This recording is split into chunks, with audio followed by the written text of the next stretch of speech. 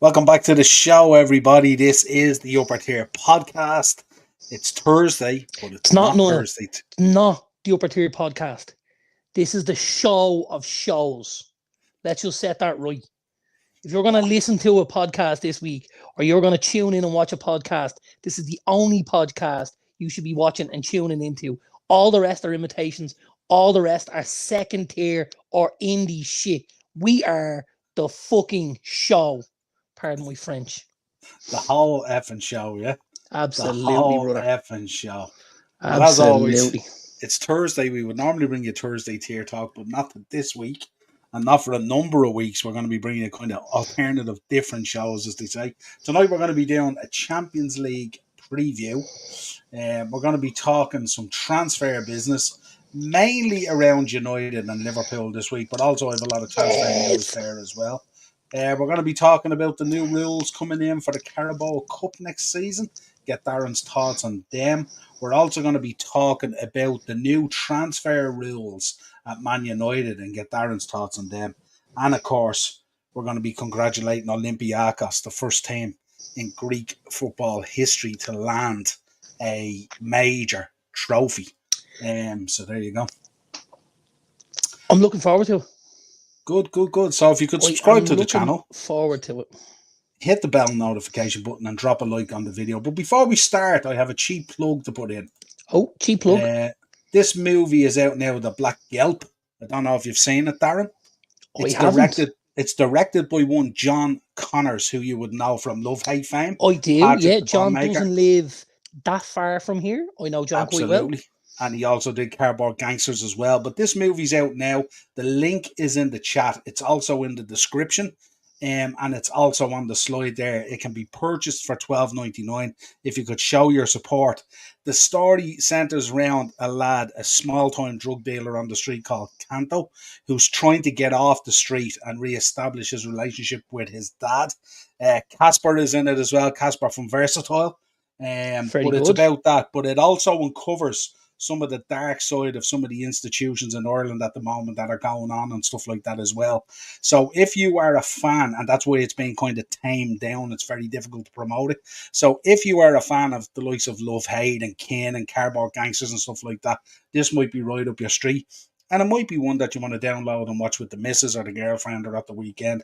$12.99 if you want to download it. It's on Morph TV. So if you could show your support for all things Irish and the Irish film industry, if you could. I love that idea, I love that idea. So there you go. And I sent a message to John on TikTok today. I told him I'd promote on the show and I'd send him a link to the show and stuff like that. And also, he was delighted that people are promoting it and stuff like that. So apparently it's supposed to be absolutely fantastic. If you look at the trailer and the clips, it's outstanding. So pretty good. Nice. So there you go. Cheap plug, as we do. Into the chat, Baz is there. Evening, lads. What's the crack? All good, Baz. Just talking to Baz earlier. We were on video call while I was making a deposit in the credit union. He's a good guy, our Baz, isn't he, in fairness? Like, he's a gem. And Stephen is in. Lads, did you get the new Hulk Hogan 3-pack? I got mine yesterday and it's unreal. Stephen, I got it back in January at the Rumble, my friend. But I know Baz went to Smith's last night to get it, but Smith's were closed. So, but it's outstanding. It's actually up there on display, believe it or not. I haven't got it yet. Because at the minute I'm doing I think we call it a shedding phase. Is that the word we use? I think we're both trying to drop a bit of timber within our collections at the moment. Absolutely. But I think it is probably something I'll get my hands on a little bit later. I may even be a little bit cheeky and wait and see what the price does in Smiths, because we know Smiths tend to drop the price a little bit on stuff when they don't shift. And I think it's 70 quid. Yeah. I think as a wrestling fan, it's not a bad price. But I think there's a lot of people will go, 70 quid, that's a lot of money. So I'd be hopeful maybe to get it closer to 50 in a couple of weeks, hopefully. Yeah, they do tend to drop down, especially your other favourite promotion, AEW. They tend to nosedive in Smiths anyway, don't they? Well, Smiths don't stock them anymore. No, that's the point, yeah. Absolutely. Yep. But yeah, it is. It's a beautiful set, Stephen. It is a beautiful set. Sure is. I picked it up. We found actually 2 in a Target, and they weren't even shown in stock, believe it or not. So it must have been an online purchase that was returned to a store. That's why they were there. So myself and Graham got them. Baz was there as well. Baz didn't get one, but he's going to get one in Smiths. It's 23-33 € a figure, which is cheaper than your Absolutely. average. Yeah, and it's a Especially if you're in the build a figure range, Stephen. They're $29.99. Because 4 of them will cost you 120 now. Okay, some people might say, yeah, but you're getting 4. Or sorry, you're getting 5, but I wouldn't say that because I don't want boxes, so I've only got 4 boxes to show me 120 quid, you know? Absolutely. Big up, Joanne. Thanks for joining us. We will be doing a bet builder as well. So if you folks want to do a bet builder for the Champions League, do you know what? Chat, I got to be honest with you. Mine's very tasty. Mine's very tasty as well. I'm just wondering if we went the same way. We shall see. Interesting. Dare I say, it's been a season of upsets. It has. If that's what you're talking about, we're not going the same way.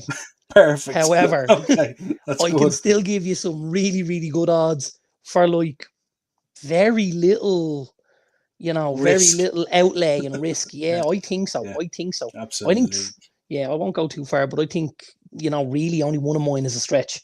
Only one leg of mine. I think the other 3 are pretty fucking solid. The beauty of a bet builder is you only need 1 or 2 to be a stretch. And that's it, isn't it? Everything else. Now, don't forget, because it's Champions League, if you bet with Paddy Power, they will give you the super sub.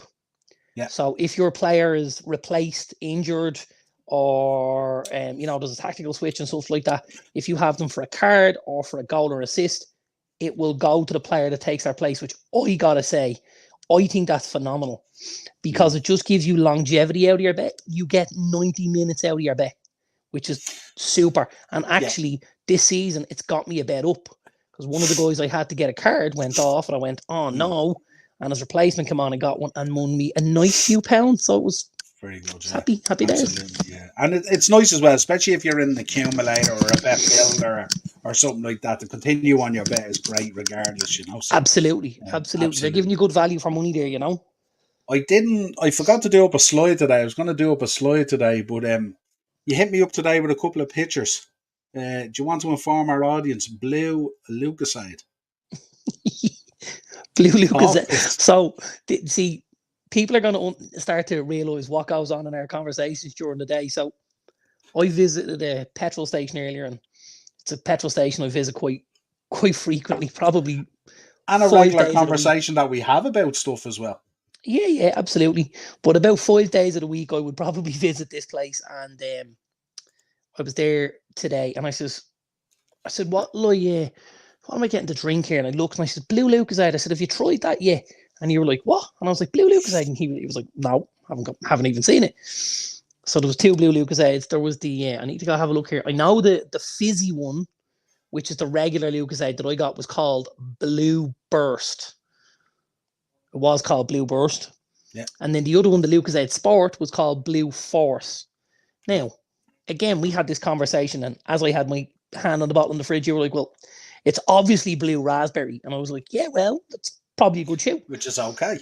Like, I was kind of all in on Blue Raspberry. I was like, I can give this a go. I opened the lid, started drinking it straight away. Oh, whoa, what's that? Oh, hold on, I'm in trouble here. That's not Blue Raspberry. So I went down the connoisseur road, swilling it about and giving it a little gargle and all, That's it. That tastes really, really sharp, So had another one. I'm smelling the bottle. I swear the people in the car next to me are looking at me going, what is this guy doing? So eventually, no, it's not working. Fuck it. Took out the phone. Boom. Google it. What flavour is the new? If anyone in the chat knows and they're not Googling the answer, they can let us know. But Blue Fizzy Lucasade is tropical flavour, which, you know me, this just didn't sit right in my head. I'm looking at blue and I'm thinking blue raspberry, blue berry, blue fucking drawer, something. And I drink it and I'm like, that's tropical. Oh God, that's really weird. And the combination of the colour and the taste together, I swear, I went into work and I'm still scratching my head going, that was a tough one, man. That was real tough. Yeah, someone in marketing in Lucasade got this wrong. They got it really wrong, because I got to be honest, even if it was a different colour, didn't taste good. Yeah. Well, do It you know what it didn't is? Do taste you know good. what I find as well with drinks as well? You know when you get the flavoured waters and some of them say summer fruits, but they're not the same. Like, if you get a Tipperary summer fruits and you might get a Volvic summer fruits or Ballygowan or whatever it is, everyone's idea of summer fruit seems to be very, very different. So I Um, actually can't drink those waters. oh, There's an ingredient in them, and I get really bad stomach cramps. oh, Now, like really bad. And it took me a couple of goes to realise, because I used to drink, Volvic have a lemon and lime one. It's a still lemon and lime, really nice. I'm drinking it. I'm like, oh yeah, that's lovely, little flavour in the water.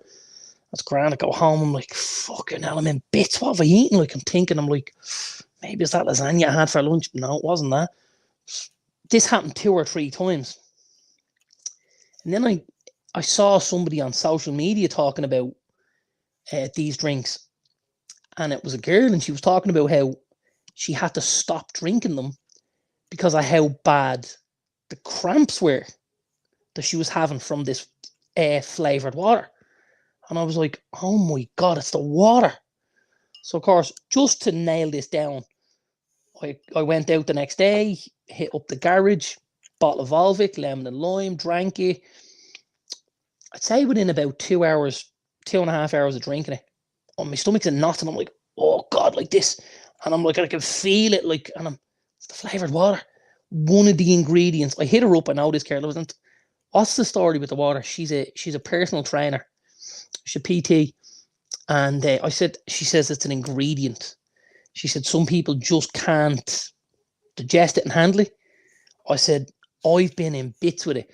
Now, I suffer with my stomach anyway, and so does this girl. So we've had this conversation previously, whereas some things just got like apples. I can't eat apples. They make me sick as a dog. An apple a day keeps the doctor away. Apple a day, I'm probably going to be an A&E if the truth be known. interesting. But Yeah, we can tolerate cider. I can't really, like, I can drink it, but whether I tolerate it or not's a different story. Like, if you remember back a couple of weeks ago, I was in the shop and I visited that store on the ground level where I picked up those 2 ice cream sundaes for myself and yourself. And I said to you, I said, I'm eating this now. And I said, it's fucking amazing. I said, but I'm going to die a death later. And boy, did I die. The apple thing is weird. It's apples are high in fructose. It's a natural sugar. And for some reason, my body just struggles to digest it. And I get cramps and I get lots of different stuff from it. And it's not great. So I try my best to steer clear of the cider. But every now and again, when you're in a certain place that has a certain cider, you're like, I'll have 2 of those. I'll have to have 2 of those. I'll have to have 2 of them. Absolutely. Stephen's in anyway. Gobbledygooker and Undertaker on sale on Amazon at the moment. He's doing that to get me to buy this. And Joanna's congratulating you on winning the FA Cup.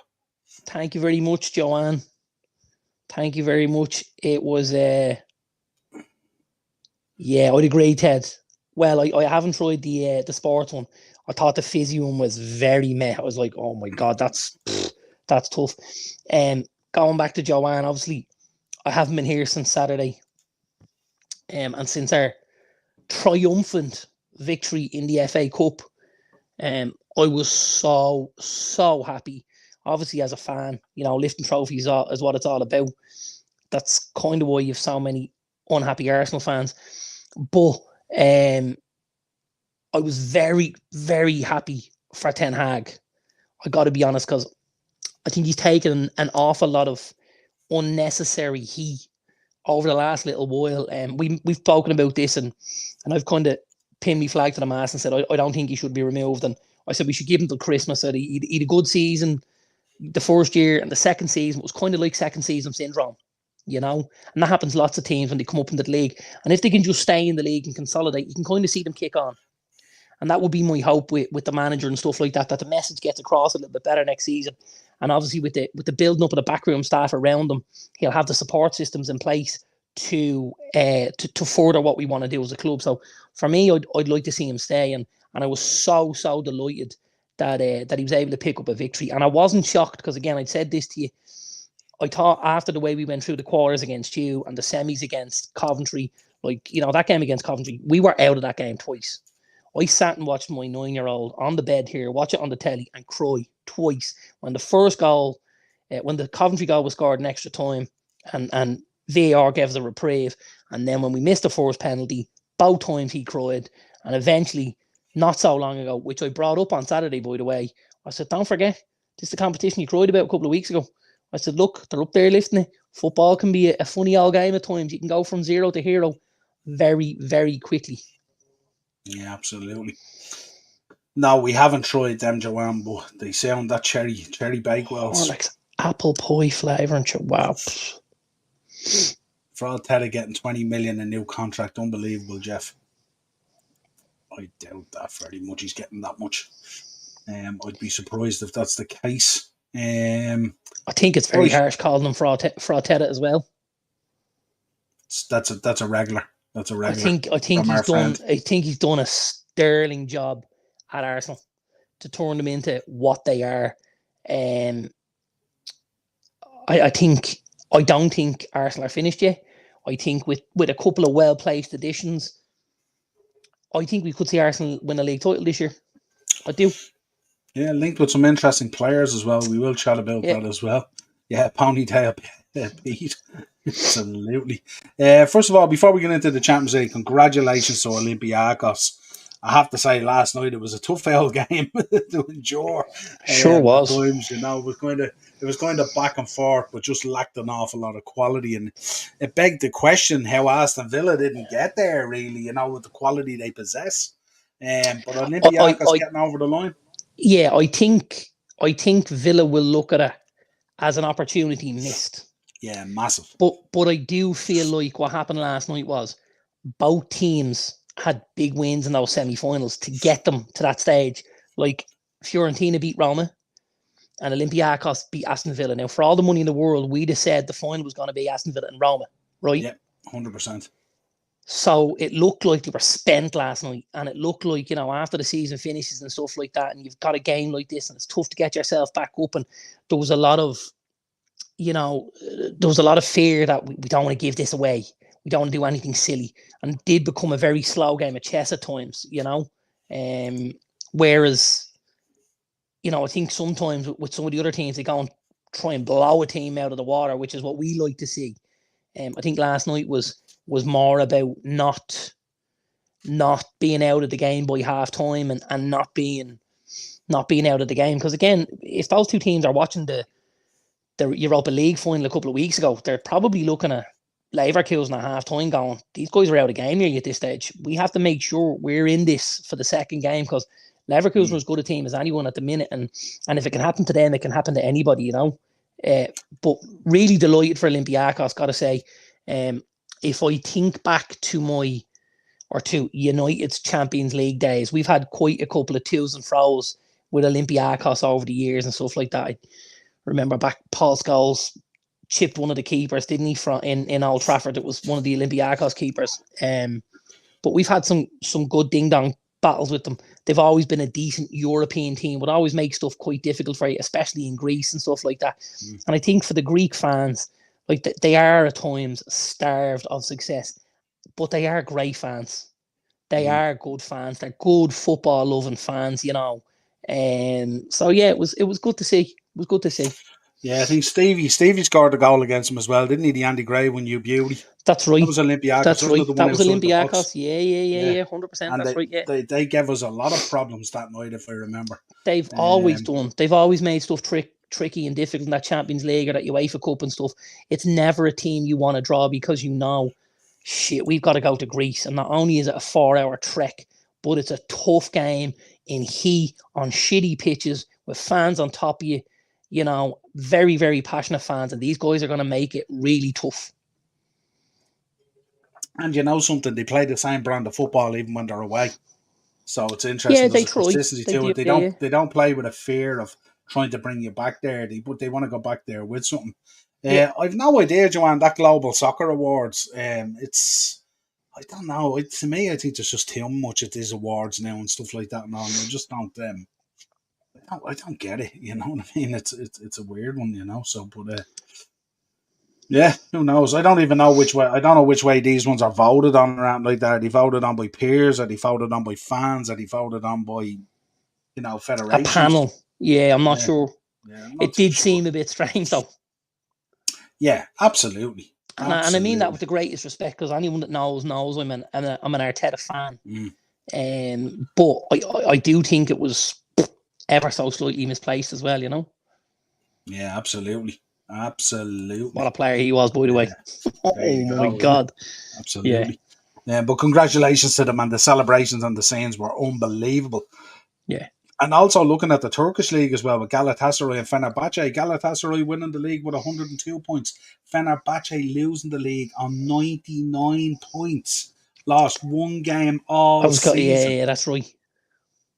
Mad. One game all season and didn't win the league. Mm, mad, isn't It's tough to do, isn't it? it? Here, I know how they feel. There I was know. a statistic floating around in the first half of the season up until, say, Christmas time. Because obviously an ex-Red is plying his trade in Fenerbahce these days. A guy I was a big fan of, Fred, and he went to Fenerbahce, and the statistic pre-Christmas was these guys haven't lost a game since this guy got into the team. It was rolling and rolling around. You're like, what's going on here? And of course, then they lose one, and I think maybe two then with Europe and whatever. But it was ridiculous, and he was scoring goals. There was assists. It was all going off, And I seen quite a few United fans at the time saying, and recently, why did we let him go and keep the likes of an Ericsson? Why did that happen? It's always the way, isn't it? It's always the way. What I was shocked at as well, the Fenerbahce fans, if you seen them after the match as well, when it was all done, they were outside ripping down the flags of their president and stuff like that, carving them up and stuff like that, Yeah, and all. that's So right. goes to show you the craziness and the levels of football. 99 points, won the fee, and that guy had to be taken out in an armed car to get out of there. Like, that's off the chain bonkers, isn't it? Crazy.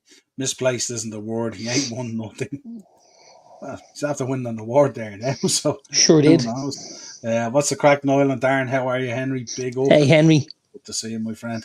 Let's have a quick chat about this. Get your thoughts on it. Obviously, the top one, you've been a big proponent of Vincent Kompany. Mark said it the other night on the show as well that he felt if he landed in a high profile job with his method of coaching and the kind of style of football he wants to play might work well from a stand to him. Yeah.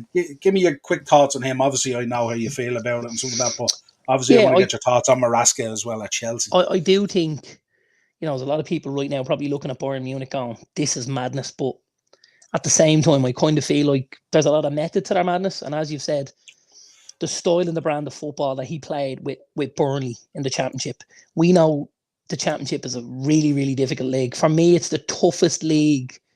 It's the toughest league for teams to play in because it's so physical, because the pitches are so shit. The under the lights on a Tuesday night, the whole thing.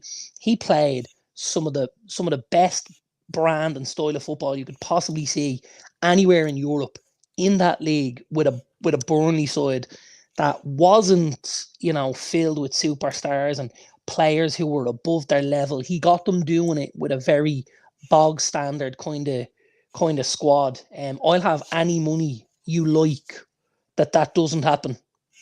I'll have any money you like that doesn't happen. Well, they're about to go through a transition as well, isn't there? There'll be new players coming in and players leaving, and also that's going to take time. Yeah, but that's the kind of short-sightedness that has people wondering: is this a good appointment? This is absolutely a good appointment. Vincent Kompany is a group of young, up-and-coming managers with the right kind of methodology and with the right kind of style and brand of football that we're going to want to watch for the next 10, 15, 20 years. But they have to be given time. He's got to be given an opportunity. I think I got to commend Bayern Munich on this. I think this is a phenomenal job. And going in and not just looking on the basis and go, well, Burnley got fucking relegated. He obviously did a shit job. Well, let's dig a little bit deeper. Let's dig down a little bit. Let's drill down and let's see what we find under the surface here. And whoever did it has realised this guy's got a lot more to him than Burnley. And when we give him a serious squad of players, when we have that Allianz Arena rocking, when we have the pitch, when we have the infrastructure behind him at the club, to spend the money, all of that, he will do a serious job. Yeah, I think we've spoken on the podcast a number of times, haven't we, about the strength of the championship in England. Yeah. And when they look at that and they look at the absolute brawl that it is, it's just so rigorous. You know what I mean? It's hell and back, really, when you think about absolutely. it. And then he did a phenomenal job on Anderlecht as well before he got the Burnley job. That's right. So I think they've probably drilled down through that. The one thing I would be concerned about, and maybe it's probably just he didn't have the players at Burnley, would be his ability to adapt when things go a little bit wrong. And I know obviously he wouldn't have had that kind of skill set maybe at Burnley to maybe be able to change things and adapt at times and stuff. And that's why maybe at times last season it looked a bit one-dimensional in his approach. So that would be only one thing. I'm sure he knows what he wants. It's actually, I heard the president of one of the Leicester supporters groups talk about Maresca today, and he said Leicester had a bit of a lull from say January to March type thing, and there was a bit of a drop off, and the drop off they spoke about was due to two things. Number one, sides had started to work out what they were going to do. And number two, Maresca's inability to move to plan B.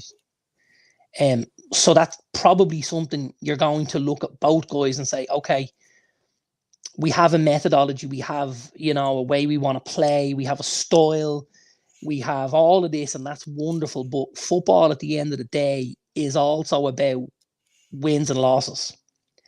And at times, it doesn't have to be pretty. You just have to know how to get somebody over the line. Now, again, if all things are being equal and where everything's working the way it should do, we're going to turn in some great performances and we're going to play some great football and score some great goals and pump a couple of teams, and that's fine. But when the chips are down and stuff gets a little bit sticky and you've got to go, as they say, away on a Tuesday night to Stoke in the rain, can you match them for physicality? Can you dig in? Do you have option B? Do you have option C? Do you have option D? Can you get us over the line? And that's going to be something that both of these managers are going to have to be able to do, because otherwise, unfortunately, it won't be Christmas, but they won't last the time that they deserve if they don't manage to get the teams over the line enough, if that makes sense. On the Maresca one, were you shocked that it's I think 4 or 5 years? Is it 4 years with an add-on of a year, or 5 years? 2029, I think it is. It's a longer contract than Pochettino. Yeah, but were you surprised that was the length of the contract? A little bit, but I do think this was obviously Maresca's agents doing a really good job for him. And him saying, well, listen, he's got a sweet gig here at Leicester. The expectations aren't going to be anything like they're like at Chelsea. If he keeps Leicester in the league next season, he'll have done a super job, and he won't have to deal with a lot of what goes on behind the scenes here. So what do you have to offer us that we can put to him? And I think, they put their aces on the table and they trumped Chelsea, and Chelsea went, okay, well, here's what we'll do, because we don't want him to feel like he's going to be a short-term fix or it's somebody that we're not backing. So maybe we won't back him financially, but we'll back him with a length of time and a period of contract, And I think, listen, from what I believe, the contract isn't huge. He's not on huge money. So if I've got to pay a Pochettino out of a 3-year deal, that's massive. Or Maresca out of a 5-year deal, that's not so massive. It's probably going to cost me in and around the same kind of dough. Yeah, maybe it's on a scale. Maybe it's on a scaling thing every year, depending on how he performs and stuff. Yeah, That's honestly not a bad thing either. But Yeah. I was kind of shocked at the length of the contract and stuff like that, because we know the impatience that's there, and that's the problem, from the ownership right through to the fan base. I And think though that's something that even as an ownership you're aware of, and it's possibly something that goes against you at times. Then when you're going to give a job out, that Maresca goes, well, hold on a minute here. Like, why won't I be Graham Potter? Why won't I be Maurizio Pochettino? What have you got to offer me that will offer me longevity into this contract? And then obviously Bowley's then has got to turn around and go, well, here's 4+ a year. So yeah, absolutely. it's worked against them to a degree, but it may work for him if things go very well under Enzo Maresca, because obviously then Chelsea haven't tied to a big contract or a longer contract of 4 years plus a one, which means if he's going to leave Chelsea, it's because somebody else has come in for his release clause to say, oh, well, actually, we'd like you at Manchester City, or we'd like you at, Bayer Leverkusen, or we'd like you here, or we'd like you, that's... Yeah, I kind of, when I look back on it, like, I mean, I was looking back at some stats today. I think Bowley, today is the anniversary actually where Clear Lake and Todd Bowley took over Chelsea. Okay. And in that period of time, they've had 5 different managers or something, I read, which is 5 crazy. in 5 2 years? apparently. In 2 years, apparently, yeah. Apparently, that's what I read. There's been 5 different managers. Where are we at? So we're counting Maresca, are we? I presume so, yeah, because We're he's counting obviously Maresca, Pochettino, Potter, Potter. Lampard Went back in. They're obviously and counting him, Tuchel. yeah. Tuchel. Wow, That's a lot, isn't it? That's a lot. It is, and Yeah. it's a lot for Well, any for club. a club that was so unstable with everything that went It's on, and you're trying to bring a bit of stability. and I kind of think about it a little bit differently, because I suppose one of the things we heard when Clear Lake and Bowley and the guys came in was, we're going to do things differently. We're going to They we're going to have certainly this. did. We're going to have this wholesome approach to doing things. We're going to have this new approach, and it's going to be done a certain way, and we're going to grow our own crops, and we're going to harvest our own wheat, and we're going to do, and then you're going, you spent £1 billion and had 5 managers in 2 years. You're Roman Abramovich in fucking drag. Yeah. Do you want to know another stat? And again, I didn't sense check these or anything like that for obvious reasons. Yeah. Many players do you reckon they've signed in the 2 years, I think? It was on that stat as well. I don't know whether it's true or not, but this 2 years is about 4 windows, right? Let's call it 4 windows. Yeah, 2 summer windows and two windows. 23, 24?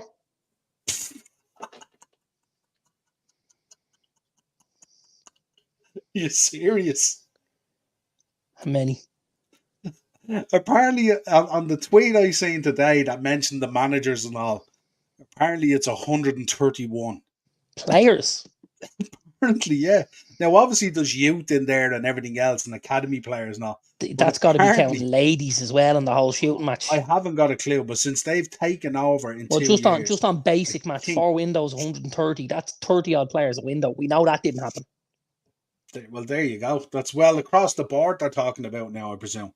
So it must be at every level. And yeah, but there you go. So again, I didn't sense check it, so it's not me and it wasn't my stat. It's on Twitter and stuff like that up there with the other stuff. But today, and if it's on Twitter, it's got to be real. Don't forget. Twitter is now the real world, isn't it? Absolutely. Absolutely. Right. Let's do our Champions League preview.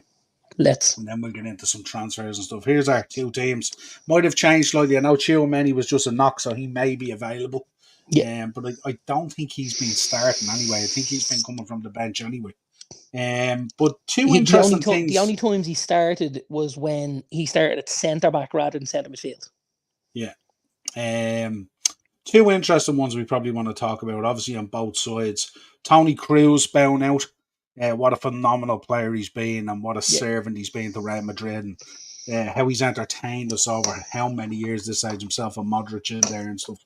And obviously on the other side as well, Marco Reus, I think is finishing up this year as well at Dortmund. That's right. So give me your thoughts first of all on both of them. Yeah. Excuse me.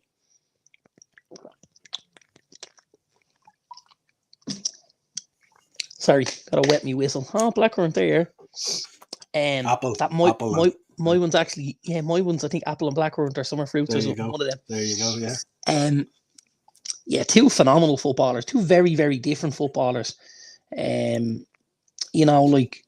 Tony Kroos was just your 7 or 8 out of 10 every week, right? Just Mr. Every Dependable. week. Just puts in the tackles, puts in the hard yards, great grafter, strikes a ball just so cleanly, just pings passes around, has an eye for goal when he's 20, 25 yards out. Just a really, really good footballer, sets the tempo really well and gives Madrid a great base and stuff like that. Marco Reus, on the other hand, is the complete opposite. He's your maverick. He's your tricky winger who then later on kind of became a forward that tucked in a little bit and, score of great goals and a great score of goals, both, I suppose the one thing, obviously, with Reus, the one, pardon the pun, black mark beside his name would be the injuries. I think it's one thing that's kind of kept him from taking that next step from a Dortmund. Now, for me, like, you talk about going to the next level. I got to be honest.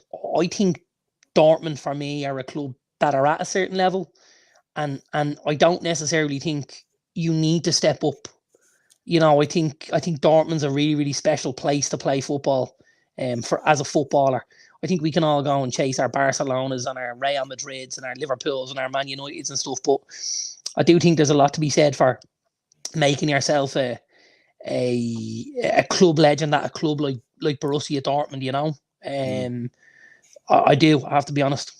I said to you this year during the Champions League campaign, a bucket list item for us is to get into that yellow wall at some stage. Absolutely. Yeah, that has to be even the bucket stadium. List. Just to get into the stadium would be. But to be in that, remember Carragher was in it. Remember Carragher got into it and stuff like that. It just looked phenomenal and stuff like that. And it's just, I think Dortmund. Actually, funny enough, I draw a lot of parallels with Dortmund and Liverpool as well, and not just because of Klopp or anything like that, but they're kind of that team that, like, through support, they have found success. Not necessarily having the best players, but finding a way to win by monopolising everything at their exposure. I would agree with you.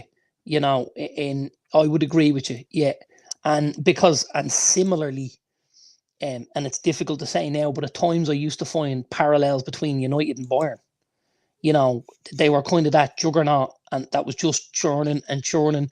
And we would want to sign a player, and Dortmund or Bayern to be in for the same player, and it was about winning league titles, and they never stopped, and they weren't necessarily, to the level of the support wise of a Dortmund or a Liverpool, the way that yellow wall or the cop and stuff like that, but they were the machine rather than the fans club. Do you know what I mean? And yeah. That's I would agree with you there. I think there's a lot of merit in that. All right, yeah. Yeah, absolutely. How do you kind of see it going, kind of tactically, without getting into? I mean, we'll do the bet builders right after as well, so we're not prolonging it, obviously. Yeah, absolutely. We should do the bet builders, LinkedIn, because obviously I look at certain things and my head works a certain way, and the first, this will give you a very small insight into how I'm thinking, but the first thing I think about, and when I look at this, is I see Vinny Jr. and I know he's going to play on the left of a front three, so to speak. And I look at the boy Julian Ryerson, and I know he's going to play as the right back. Now, that's my first worry if I'm Dortmund. Can this kid keep up with, if not the best player on the planet, certainly one of the guys in the conversation for my money? I think Vinicius Jr. over the last couple of years has just been at an unbelievable level. At an unbelievable level, I really do. I think, it's very easy if you're a Real Madrid to look at a Kylian Mbappe and see what he could bring to your team. But that's also very easy then to overlook somebody like Vinicius Jr. and what he already brings to your team. Because without Vinny Jr., they struggle a lot. They struggle a lot for goals, for creativity, for assists. for we're under a bit of pressure. Let's give it to this guy and he'll take on a couple and get towards the corner flag and alleviate a little bit of that stress and stuff like that. So that's one of the matchups that I think it'll be really, really important for Ryerson to try and come out on top. Easier said than done.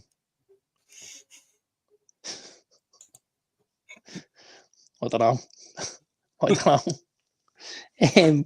I don't even know where to go with that. But I think that'll be. I think one of the stories we also need to look at is Nicholas Fulkrug, up front at Dortmund, because he started to. He's obviously just been called up into the German national squad in the provisional squad for Euro 24. He's an interesting character, this guy. A little bit polarizing at times, but also can be a little bit maverick. Like at times I look at him and think this kid's very, very good. And at times I look at him and I think, has this guy ever played ball before?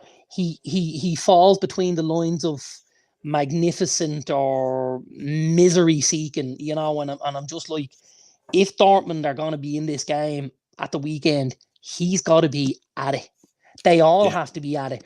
But a guy up that high on the pitch has to be at it. Now, I think they're lucky in a sense because we know when we look at that list, guys like Kareem Adeyemi and Julian Brandt, they're absolute fucking workhorses.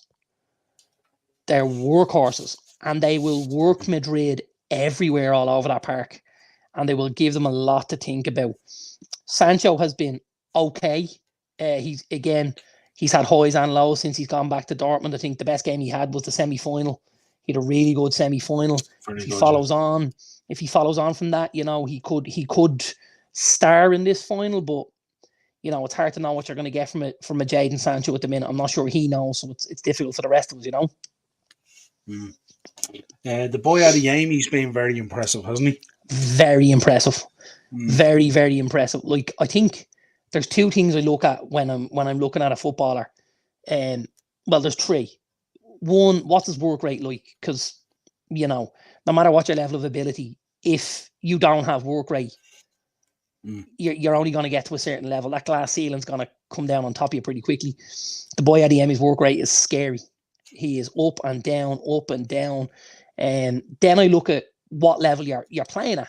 Again, he's playing at a good level. He's playing at a good standard. And then I think, how good could he be? And the scary thing with Kareem Adeyemi is I don't think we've seen everything he has yet. Not even close. Yeah, I don't think so. So I personally think he's a guy that, a lot of clubs will look at this summer, especially if he's able to have a big say in this final. We know Dortmund generally are a selling club and stuff like that, but they've a jewel in Kareem Adeyemi with his work rate, with the level he plays at right now, and with what level he could get to with the right kind of players around him and coaching and stuff like that. So yeah, I think he's a super footballer. He reminds me of one of those players that when he gets on the ball, he lifts you out of your seat. You get excited. Yeah. Because he's exceptional on and off the ball. It's incredible, and it's just, I'd be quite shocked if he's there next season. It's everything I want from, say, a Marcus Rashford. It's that kind of work rate. Now, absolutely, I would say when Rashford's playing well and he picks up the ball, he gets me out of my seat. Right now, the issue is we haven't seen that enough in the last 18 to 24 months. But he is a player who can get you out of your seat. The one thing I will say is he's never, ever been a player who was put in the kind of yards that Adeyemi puts in. So again, that shows me, the kid's mentality and stuff like that. And obviously the boy Adeyemi he's a good footballer, but his work rate is phenomenal.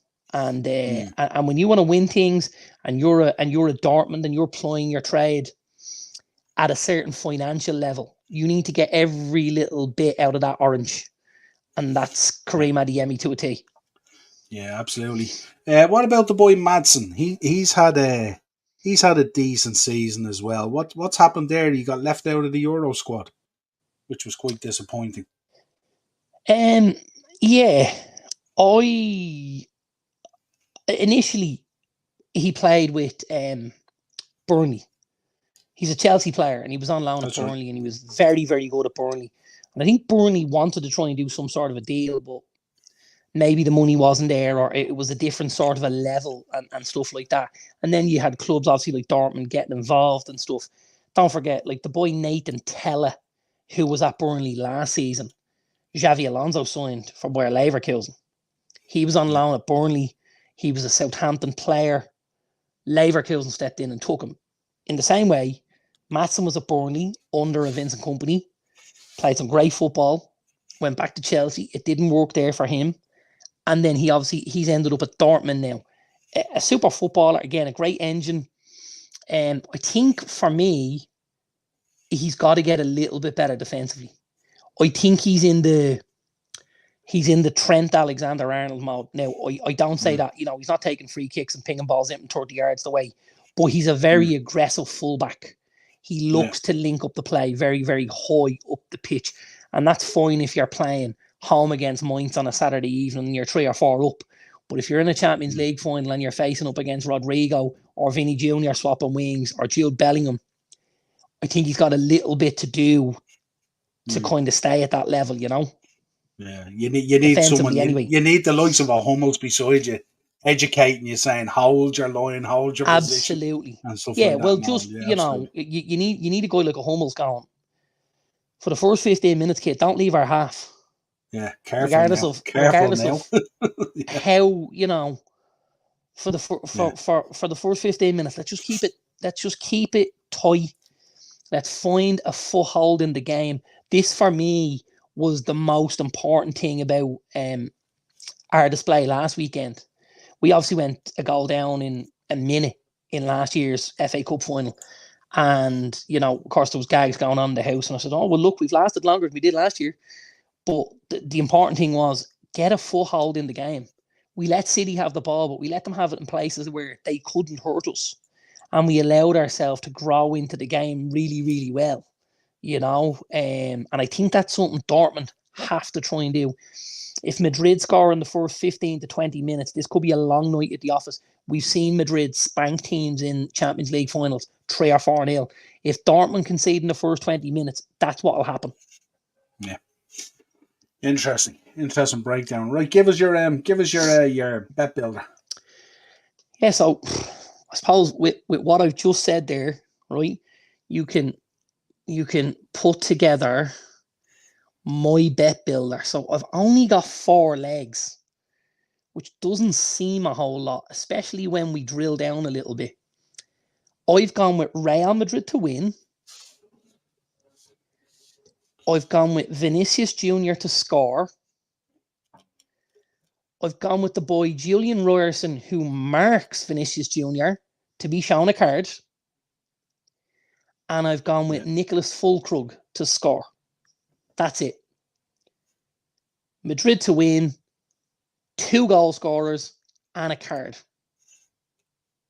What price? 40 to 1. 75. Nice. And the one thing I did, I had a free bet in my Paddy Power app. I had a free €5 bet. And how many times this season has one of my bet builders come up and I haven't backed it? I think about 4 times. So when I did this one up, I stuck the £5 on it and I said, there we go, I'll park that there. And they'll pay just under 400 quid if it happens. Happy days. Well, I went the other route. I went with 6 legs in my one. Okay. Nothing too crazy. Obviously, it's been a season of kind of, one for the books really in terms of who's won and who's gotten over the line in some of these finals and stuff like that. So what I did was I went for a draw at 90 minutes. Okay. And then I went Dortmund to lift the cup. Okay. Which is a stretch. Okay. A little bit, but. So then I went my old boy Emre Can to commit 2 or more fouls. He's not the tidiest. He's absolutely not. And he's a guy I looked at when we did the card, when I was doing my card.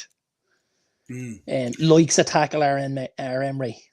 Yeah. Yeah, and timing isn't always. Yeah, and when you've guys like, you know, Vinny Jr. and Rodrigo going past you with the speed, and that they would be going past you, that could make it quite a difficult evening. Also, I put in to commit 2 or more fouls. An unassuming young lad who gets away with it because of his charming, good young looks. One Camavinga, who also likes to put a boot in. Don't let Likes that a baby tackle. smile Yeah, fool you, no. not one bit. Absolutely likes a tackle. So then I had to have 1 or more shots on target, and I had Rodrigo to have 1 or more shots on target, and I had Jude Bellingham to either score or assist. They're No, the 6 legs. none of those were a stretch, was it? The draw after 90 minutes, Dortmund to lift the cup, which is a stretch. The only thing, though, Emre Can and Camavinga both to commit 2 or more fouls. Yeah. Rodrigo to have 1 or more shots on target, and Jude Bellingham to either score or assist. And that will pay you, what do you think? 40s? 120 to 1. Oh, there's Dortmund, the draw on the Dortmund lift, sorry. The other, right, yeah. 121. It's not bad. It's a little bit out there. Just a smidgen. If you don't overly care and you want to have a fun interest. Absolutely. Fiver gives you 600 quid. Ain't nothing wrong with that. We do like that, don't we? We do like that. 100% we do. So there you go. Yeah, Henry, you're absolutely right there. I think he's been very good, linked with a move to United. Lots of other teams interested in him. The one thing about this, though, is apparently Everton at the moment still financial trouble there, and they may not be able to dictate the price in the market. They may be under pressure to release some of their good players at a fee. I will say, though, if that's a sweeping statement that Brandtwaite's only worth 30 to 40 million, you need to stop doing drugs, Henry, because they're bad for you, pal. Because if you've looked at this kid at all this season, you'll understand he is unbelievable. Unbelievable. Yeah. He is the I did read earlier on, and somebody went down the route of, this is John Stones Mark II. And what did John Stones go for? 50? Yeah, I think so. John Stones went for about 50, right? And when he signed, everybody went, 50 million, John Stones. It's fucking brutal. This, that. Go and have a look in his trophy cabinet. John Stones is a footballer, by the way. An absolute footballer who's been given free rein by, I don't think we can argue with the best coach in the world, right? To go and play as part of a midfield, because he said there's only certain players can do it. And he said John Stones is one of those players. Now, if he's hanging his hat on you like that, you're doing something all right. True, yeah. Henry, look if you had to come on this channel. If you have time, maybe do a Euros preview or something. You know what, Henry? You're gonna have to get in the queue, pal, because thanks, Richie. You're gonna have to get in the queue, pal, because I'm a wanted man at the minute. You know, with 2 offers this week. Yeah. 2 offers. One, come and be the assistant manager of our football team from a senior team. And 2, come and take over our underage team. Technical director, that Jason Wilcox. 2 this week. There you go. I said to me missus, I'm going to have to start getting a PA at this rate, man. That's it. Unfortunately, the assistant thing won't work for me. But I might take over the underage team. Just saying. There you go. I might. There you go. Yeah. It's a gimmick name change. Richie Wolf. Yeah. Good man, Eno. Good man. Quick one for you on this. The changes to the Carabao Cup. How do you feel about it? Yay, nay? I didn't see the seeding system, but I did read that they were going to do something. And obviously there's going to be something happening with the teams that qualify for Europe. They're going to be the seeded teams. Is that correct? I think so, yeah. I think that's what the talk is. So they avoid each other in the early rounds and stuff like that. And I got to be honest, I'm all for it. And I think the important thing is, if Carabao are willing to stump up the cash for this, and it's their competition, so to speak, we can let them dictate a couple of little rules here. And if it brings a little something, obviously the knocking the replays on the head really worked, didn't it? Now we go to penalties. Yeah. It's huge, right? And there's no problem doing stuff slightly outside of the box. I'm much more of a favour of what Carabao are doing with this cup than, say, UEFA with the Champions League. So... Well, I suppose with this change as well, what it means is that the lower division clubs that are in it, they have a chance of drawing, they've more chance of drawing a big team than an open kind of draw. And getting that payday. And getting more money and getting that payday. So that opportunity has increased.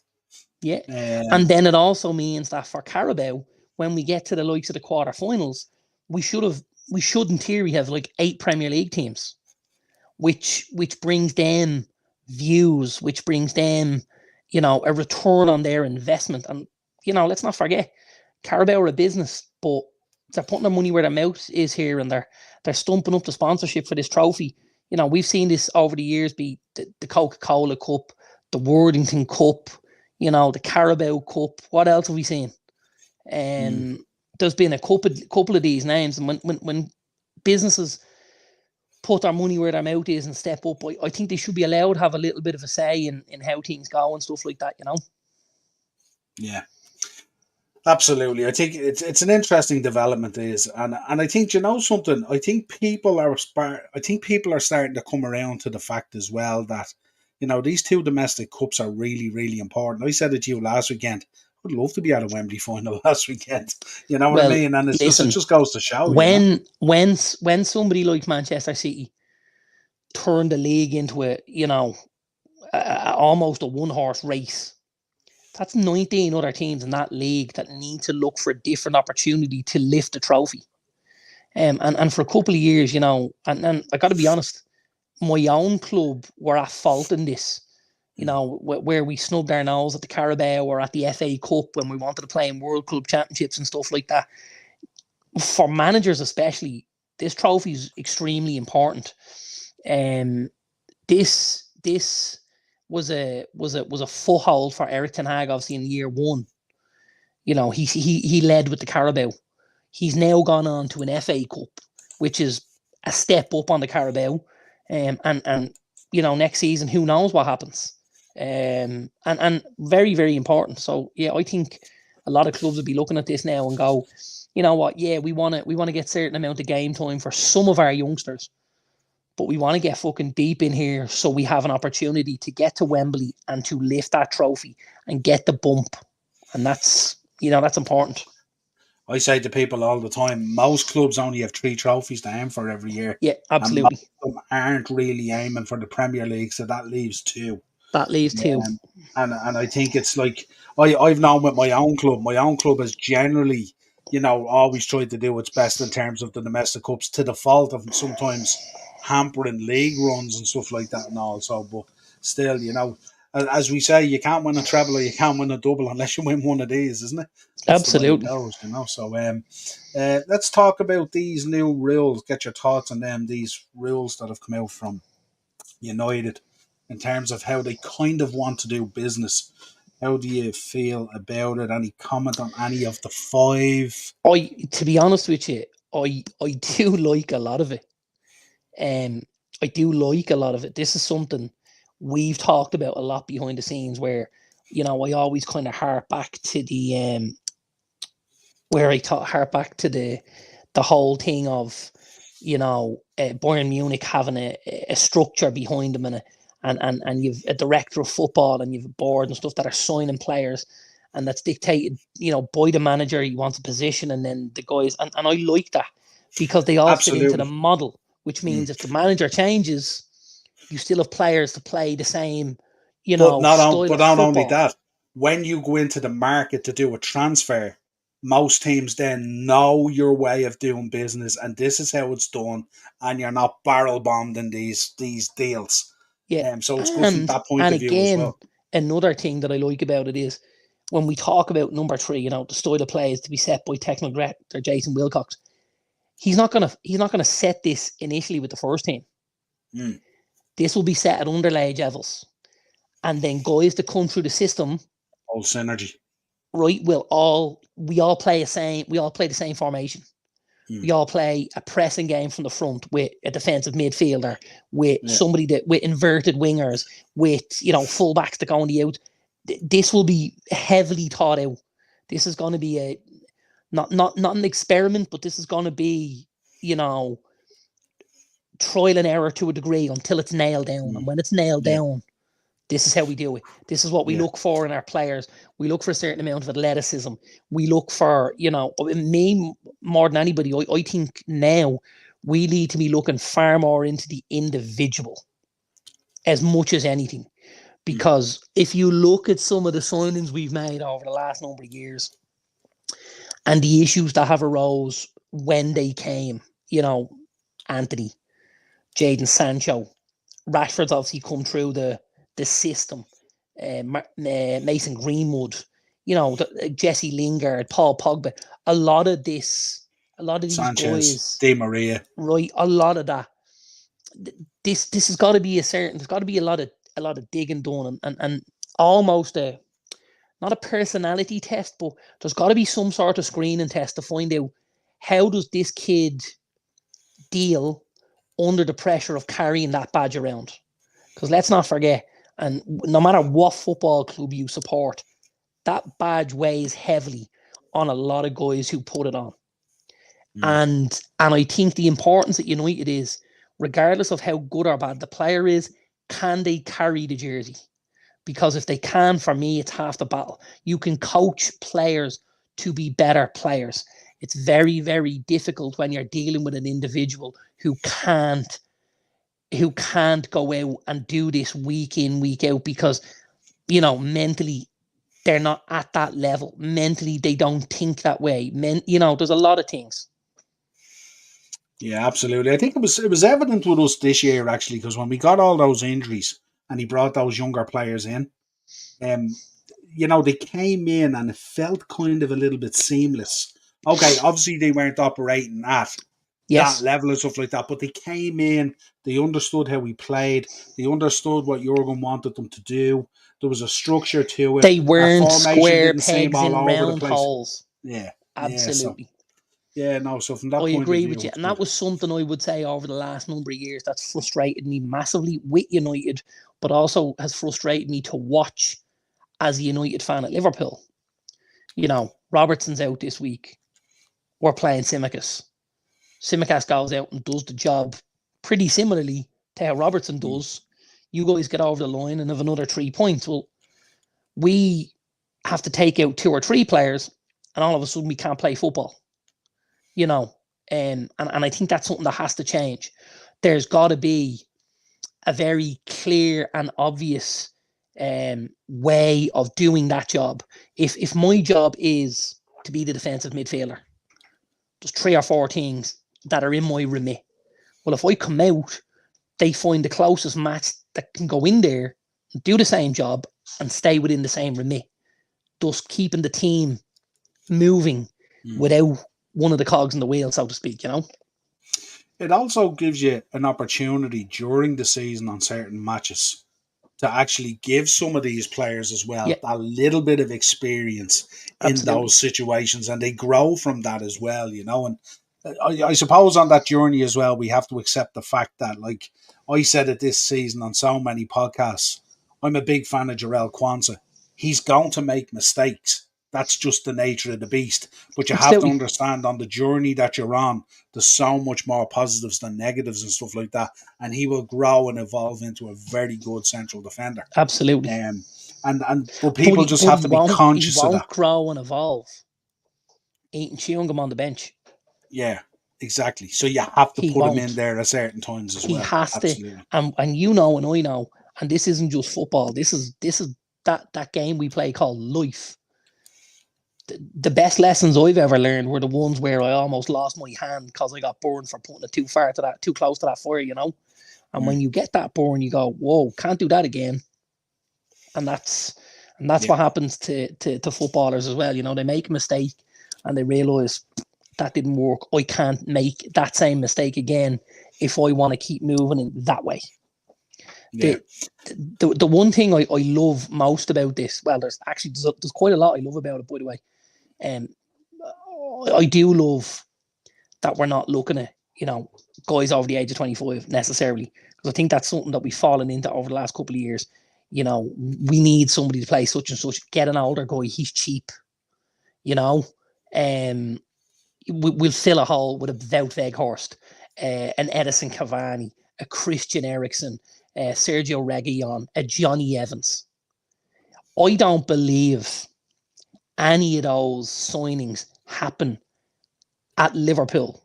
And the reason I don't think they happen is because, and we've seen this with Klopp, if I don't have what's going to fit into my puzzle, I don't want it. I'll do without it. I'll promote from within. Well, all of a sudden, if we take out, you know, maybe a Sergio Reguilon who was on loan with us for the first part of the season, if we don't make that signing, maybe the boy Alvaro Fernandez gets a look in and we don't ship him out the door to Benfica for 6 million with a buyout clause.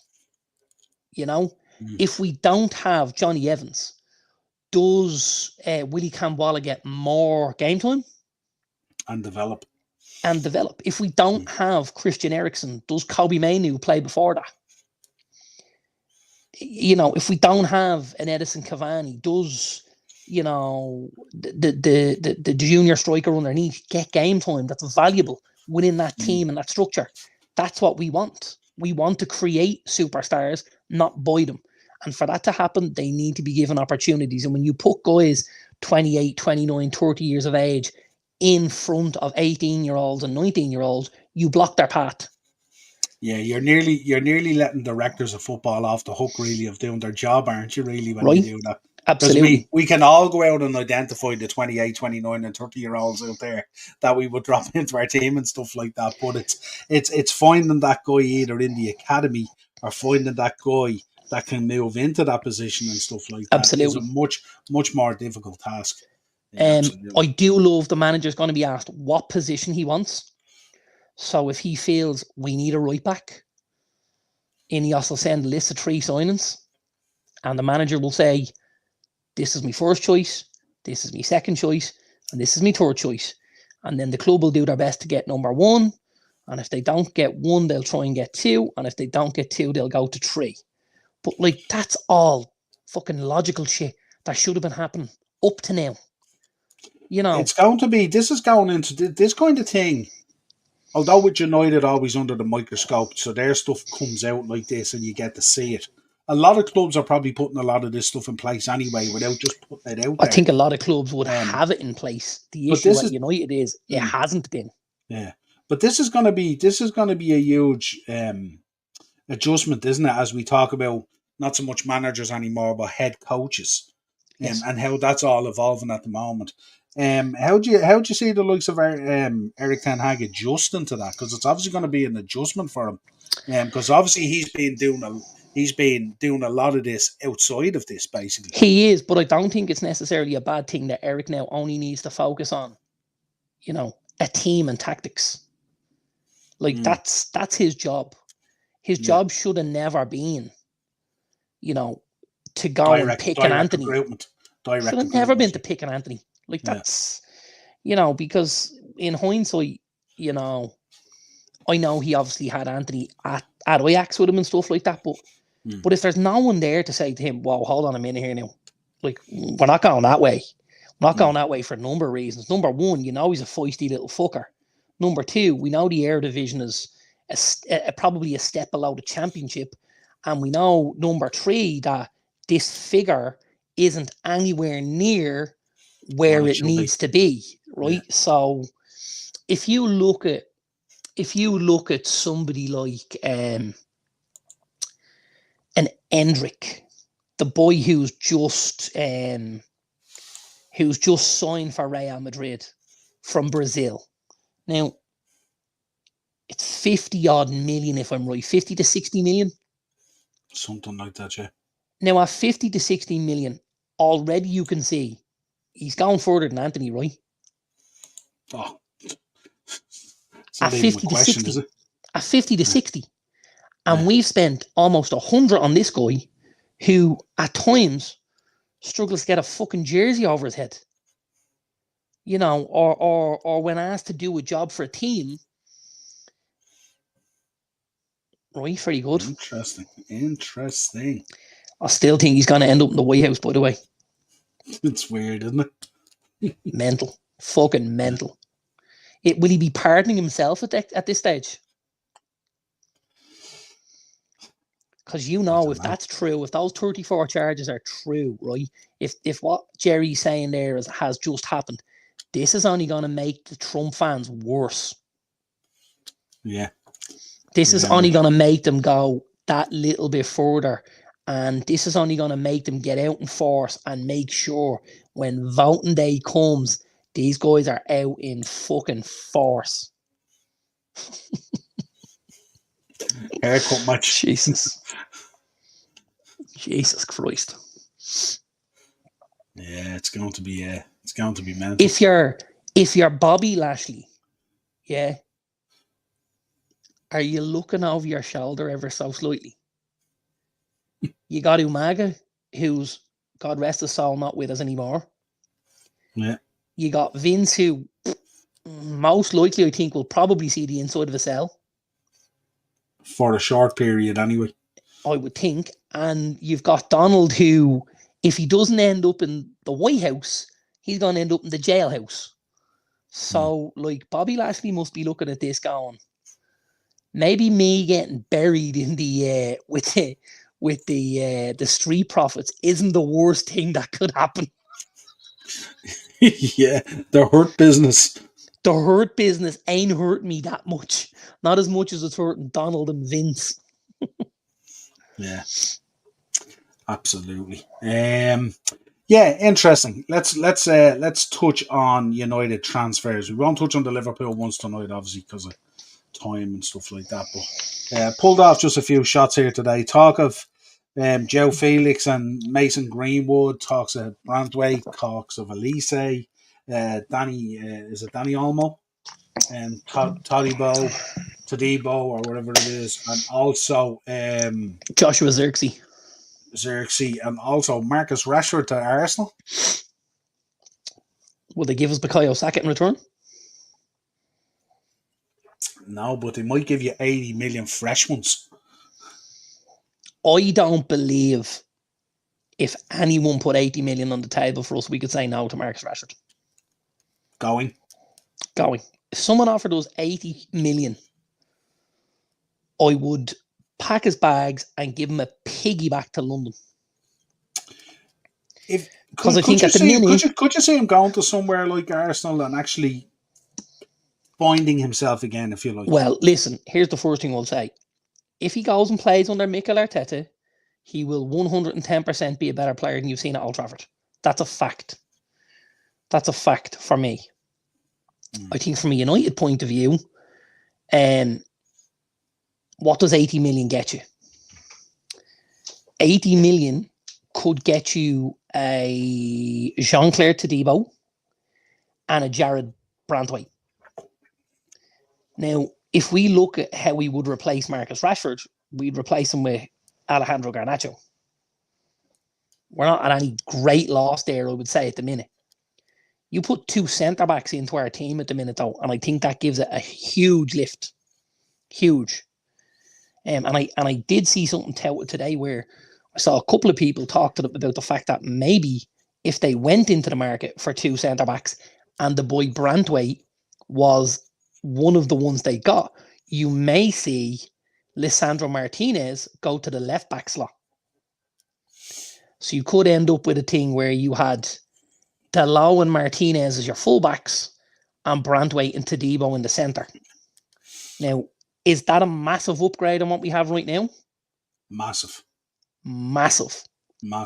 Especially fixing that Shaw conundrum. Right. So you've got Martinez who plays as your left back, who we know can get up and down. We know he's got, he's got a really good left foot. He passes the ball very well. He could sit into the pocket. He could be the fullback for us that drops into the midfield and creates an extra body if we were going that route. You've got Brantway and Tadibo, who are huge upgrades in the centre-back position, especially because of the height they bring. We've been susceptible to corner kicks and free kicks all season because we generally had smaller guys in there. Brantway is a big guy. I think he's about 6'4", but extremely athletic. And then Tadibo is the same. My biggest issue with, say, our biggest centre-back, who's Harry Maguire, is he doesn't have the mobility or the athleticism. Well, both of these guys are a huge upgrade in that sense. So you're getting the same, I'm in the box, I'm going to head it out for you. But also when the ball is on the deck, I can stand up, I can defend. And if the ball goes in the behind, I don't turn like the QE2 and I can get there ahead of whoever's on the other end of it. Yeah, absolutely. Kyle would definitely have a blow up, that's for sure. Also, folks, don't forget, check out Kyle's channel as well, Kyle Walsh Gunner. He's been dropping a few videos up there, giving his thoughts on Arteta and transfers and all that kind of stuff. So I think the boy Xerxes could be I saw this kid obviously because he plays for Bologna, and when I went to the game, there was a couple of players. If you remember, when I came back, I said there was two players, and I said they were both really, really good. I said I'd take either of them. And one was the boy Joshua Xerxes, who was at Bayern Munich and was sold to Bologna and has looked every bit the superstar at Bologna. Bologna have finished they're in the shake-up for fourth spot, so they're probably going to get Champions League football next season, which would be phenomenal. Their manager was Thiago Motta. He looks like he's heading in to take the job at Juventus. He may decide to take Xerxes with him, but if he doesn't, I believe the buyout clause isn't huge. It's something in the range of 30 million euros. Now, if you're talking about a young, athletic, technical striker, holds the ball up, finishes well, links the play, is mobile and has got strength, and you're talking 30 million at 21 years of age, you're getting a fucking bargain. You're getting an absolute bargain. And again, fit your profile. And fit your profile. Because if I go to Aston Villa to get Ollie Watkins, who's now 28 years of age, from what I believe, he's going to cost you 70 to 80, right? Yeah. So I'm saving myself 50 million, and I've got a younger version of what I want in my team. Yeah, well, what you're saving on getting him in and what you're saving on him is nearly what you're going to have to outlay for the likes of Elise if you want him in. So you got to think about it that way as well. Like if we did Brantway, Elise, Xerxes, and Tadibo, that would be phenomenal. My feeling is, though, there's a lot of money there. Even if you're talking 35 for Tadibo, 30 for Xerxes, you're at 65. Another 65 for Elise, you're at what are you at then? You're at 130, and then another, say, 60 for Brantway. You're near 200 million there for four players. Now, from what I believe, the net spend at United this summer won't rise above 100 million. The net spend. Now, taking that into account, you're looking at player sales. The biggest one is the guy in the middle of the screen there. He's going to garner a big fee. He's going to be probably 40 million plus, I would imagine, for Mason Greenwood. Yeah, and then if you were to push the button on Rashford, and then obviously you have you push the button on Rashford, yes. But I think if you're only getting, say, a Greenwood out, if you can get some sort of a 20 million, a token gesture for a Casemiro, if you're getting Eriksen off the books, if Varane leaves the building, if Evans doesn't sign on again, it's your wages is big. And you're taking the wages down and stuff like that, I think then it becomes a little bit more manageable. But maybe you still have to get a 15 million for Victor Lindelof. Maybe you have to look at, Newcastle offering 40 million for Scott McTominay. I don't know, but there's definitely. Yeah, well, with Varane exiting the building, obviously, and if you do make the move for Lissandro onto the left, obviously he can be versatile enough that if you did need him in the centre, he can pop back in there and do a job. But obviously, and Shaw can do the same. Yeah, but if Shaw's the guy you keep. obviously one of Maguire and Lindelof has to exit the building. I would imagine, because I Yes, mean you're going to be heavily bloated there. I would imagine Johnny Evans is probably done as well. I think so. So you're going to have to bring in one or two, unless you're staring on the battle of going in with Lindelof and Maguire again, and I doubt that very much. Yeah, So yeah, interesting times ahead, but yeah, it should be an interesting summer. That's it. Great show as always. I did sure want to was. round out the show something that's close to our hearts. Golf lost a player this week to mental health. Yeah, Sadly, I think passed away. I think committed suicide as far as now. he Grayson did. Murray. Did you 30. did you hear how he did it? No, I didn't. I didn't delve into it. He released carbon monoxide gas into his house while he was in it. Very, very sad. 30 years of age. And it's just it's very, very sad. And I suppose the message that comes out of this is like, always check in on people because you just never know. This is a guy Absolutely. on the PGA tour playing golf. What a life that is. Obviously, it's a pressure cooker as well in terms of performance and all that kind of stuff.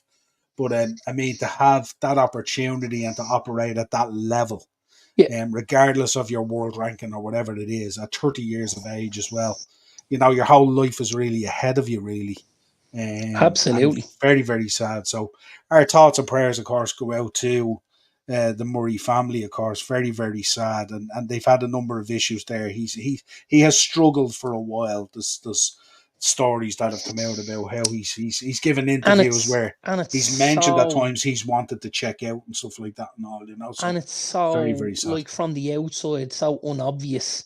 If you look at the lifestyle that a Yeah, guy like that on the PJ Tour gets to live, as you said, that yeah. doesn't mean for 1 minute that it's an easy lifestyle because again, and a lot of guys will know this, if you're not winning money on the PJ Tour, you're not getting paid. So there's a huge amount of risk attached to this, and guys would have to have sponsors and stuff to get them to a certain level so they could play on the tour year in, year out, because financially Mm, it's a huge commitment. And then it would be down to how your results went. And obviously, if things are going well, the birds are chirping, the sun is in the sky, and if things aren't going well, it's tough to do because you're taking money from sponsors that maybe you can't get back because things aren't as easy for you and stuff like that. But again, like you mm. got to remember, like me and we talk about it all the time. Like, you just got to talk. You have to Yeah. talk, you know? Yeah, I think with it, in cases like this, we look at it and we go, it's so unobvious. And then when it happens, you look back on things and you go, oh, that and that and that. And maybe, you start to try and piece it together and stuff like that. And it's just so sad. So, the message finishing out the show tonight is, look, if you're going through anything like that, pick up the phone, get on social media to your friends, whatever it is, and talk to people and try not to let things get on Hit top us of your two life. up. We'll Yeah, talk. life at Do times nothing but talk. can be pretty tough. But just when it gets to that stage, it's it's the misery and the sadness and the questions that you leave behind that everyone else has to live with, really, and stuff like that. So our thoughts go out obviously to the PJ Tour and the golfers as well, and everyone. I'm sure they've all been shook by this. For us on the outside looking in, it seems like what a lifestyle and what a job to have to just walk out onto golf courses every week. Beautiful golf courses, seeing beautiful parts of the world, getting paid to do it, sponsors, all that kind of stuff and all. But, you know, life is not always what it seems. So, Sure so is. just thoughts and prayers, RIP Grayson Murray. Very, very sad. So, yeah, that's all I wanted to end the show on. I didn't want to necessarily put a slide together or anything like that, but I thought I'd mention it. Absolutely. So that's it. So until next time, folks, if you could subscribe to the channel, hit the bell notification button, drop a like on the video, hug all your family as well tonight, and we will talk to you again real soon. Cheers, bro. Thanks, pal.